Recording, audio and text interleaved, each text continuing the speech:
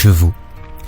Et à juste titre, le roi de ce village avait un cheval au pelage blanc qu'il aimait beaucoup et qu'il a surnommé Gérèse. Un jour, pour montrer publiquement l'importance de l'amour qu'il avait pour ce cheval, il convoqua tout le village et au cours de la séance, il déclara: « Peuple de Madungubuju, écoutez-moi, je suis votre roi et Gérèse est mon cheval bien-aimé. Je veux qu'il soit aimé de tous et malheur à celui qui oserait un jour m'annoncer sa mort. » La séance se termina sur cette déclaration du puissant monarque et Gérèse fut comme d'habitude conduit au pâturage. Mais un grand malheur arriva. Le cheval fut mordu par un serpent et tomba mortellement blessé. Qui assumerait la lourde responsabilité d'aller annoncer à Sa Majesté cette mauvaise nouvelle? Personne n'osa.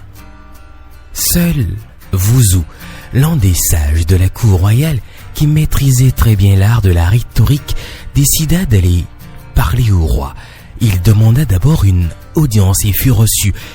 Il déclara: « Majesté, vous êtes vénéré et adoré parmi tous les rois, car vous êtes le plus puissant et le plus intelligent. Grâce à vous et à votre amour des chevaux, notre village est prospère. » Le roi répliqua: « Wuzu, j'aime quand tu me visites car tu me dis toujours des choses intéressantes. »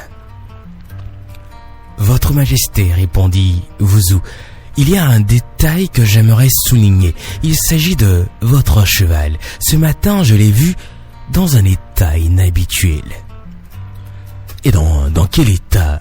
rétorqua le roi. « Il était couché dans l'herbe, les yeux grandement ouverts, les quatre pattes dégagées vers le ciel. Il était plus gros que d'habitude et en plus son parfum attirait les mouches. » Sa Majesté réfléchit un instant et dit: « Wuzu, d'après ce que je comprends, Gérèse, mon cheval bien-aimé, est mort. »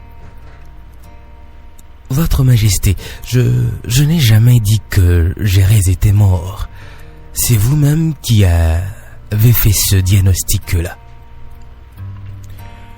Le roi donna alors raison à Wuzu et au lieu d'être châtié, il fut promu au poste de vice-roi. À compter de ce jour, tout le village retint la leçon selon laquelle qui ne risque rien n'a rien. Qui ne risque rien n'a rien. Prenez des risques dans la vie. Et si ça ne marche pas, prenez-en de plus grands encore. Mais attention au genre de risques que vous prenez. Vous passez une bonne journée, je vous fais tout plein de bisous. On se retrouve très bientôt. Des bisous. Ouais.